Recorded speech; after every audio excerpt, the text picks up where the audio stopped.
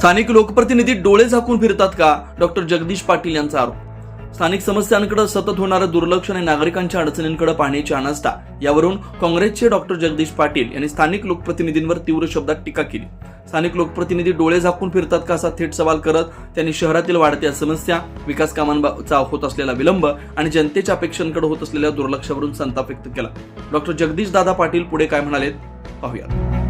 हे जर तुम्ही लक्षात घेतलं तर शासकीय भूखंड खूप आहेत. या मुक्ताईनगरला पोलीस वसाहतची जागा आहे, कमीत कमी 2 ते 2.5 एकर जागा आहे. या लोकप्रतिनिधीचं एवढं वर्षात त्या जागेकडे लक्ष नाही का? माझे PI होते गवारे साहेब यांनी तिथे मंगल कार्यालय बांधलं. आज त्या वास्तूची दुर्व्यवस्था बघा तुम्ही कशी येतं. ह्या गावामध्ये सभापती क्वार्टर होतं, BDO क्वार्टर होते. त्यांना त्या जागेची दुरावस्था कशी झाली ते बघा. त्यानंतर या गावात तहसीलदार साहेब येतात. तहसीलदार साहेबांना गोडाऊनमध्ये यांना ठेवावं लागते. तहसीलदारांना क्वार्टर नाही, BDOला क्वार्टर नाही, सभापती क्वार्टर नाही. इथे DYSP सारखं मोठं ऑफिसर आहे, त्यांना बसायला सुद्धा जागे नाही.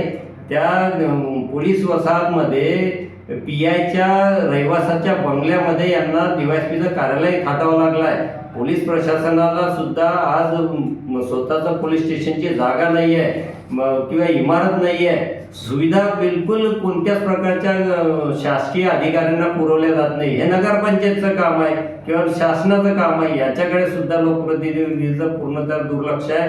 आज माजी सभापती रघुनाथ माधव होते त्यावेळेस इथे सभापती क्वार्टर आहे. त्या क्वार्टरची कोण आज वापर करते आहे किंवा तिथे जे BDO क्वार्टर आहे त्या क्वार्टरचे आज कोण वापर करते आहे.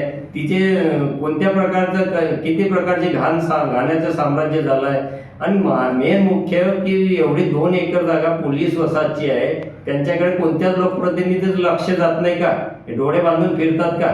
आणि तुमचं याचं सबस्टेशनचं काय दुरावस्था आहे, किती घाण्याचं साम्राज्य आहे. मत मागायला जात असताना मुस्लिम वॉर्डमध्ये शीटफॉर्ममध्ये जाताना किती घाणीचं साम्राज्य आहे. मी आता प्रत्येक गल्ली बोळामध्ये फिरतोय तर एवढं घाणीचं साम्राज्य आहे की तिथे उर्दू शाळा आहे, त्या शाळेजवळ किती घाण आहे. म्हणजे भूखंड असतील, सुविधा असतील, यांच्याकडे याचं सपशेल लक्ष नाही आहे. माझं या लोकप्रतिनिधींना आव्हान आहे ना, ते एक वेळ काँग्रेसच्या ताब्यात देऊन बघा. तुम्हाला कसं 15 दिवसात किंवा 15 महिन्यामध्ये स्वच्छ पाणी पूर्ण नगरपंचायत हद्दीतील लोकांना दिल्याशिवाय आम्ही राहणार नाही. आणि कधी 15 दिवसाच्या आत पूर्ण शहर आणि स्मशानभूमीपर्यंतचा जो डम्पिंग एरिया आहे तो किती घाण्याचं साम्राज्य आहे. म्हणजे ह्या गावामध्ये येतानाही दुर्गंधीयुक्त यावं लागते. दुर्गंधीयुक्त भुसावळ रोडला जर तुम्ही गेले तर कोथळीच्या गावाबाहेरपर्यंत काटेरी झुडपं झाल्या डिवायडरमध्ये, त्याच्यावर कोणाचं लक्ष नाही.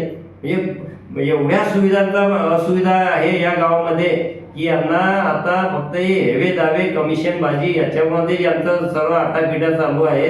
2-3 लोकप्रतिनिधींचा माझा स्पष्ट आरोप आहे की यांनी यांचे हेवे दावे बंद करावे. तुम्हाला लोकप्रतिनिधी म्हणून निवडून देताय, लोक वारंवार निवडून देताय. सन्माननीय माजी आमदार, सन्माननीय MLCचे आमदार खडसे साहेब आहे, यांनाही निवडून दिलेला आहे.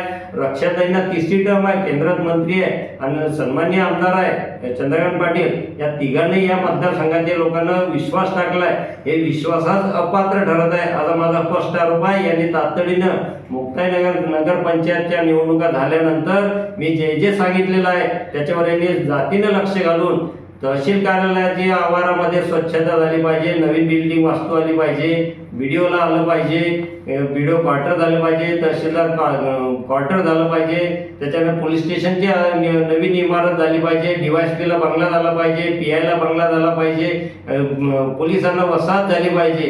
अशा सर्व प्रकारच्या सुविधांकडे यांनी लक्ष द्यावं. नुसतं हे हेवे दावे बंद करा. सर्व सन्माननीय आहात तुम्ही, मला जास्त बोलणं तुमच्यावर योग्य नाही, परंतु तुम्ही जातीनं लक्ष घालाल अशी तुमच्याकडनं अपेक्षा ठेवतो. हेच तुम्ही पुढे येणाऱ्या काळामध्ये करून दाखवाल अशी तुम्हाला अपेक्षा व्यक्त करतो. 24 लाईव्ह महाराष्ट्र न्यूज करता प्रतिनिधी पंकज तायडे, मुक्ताईनगर.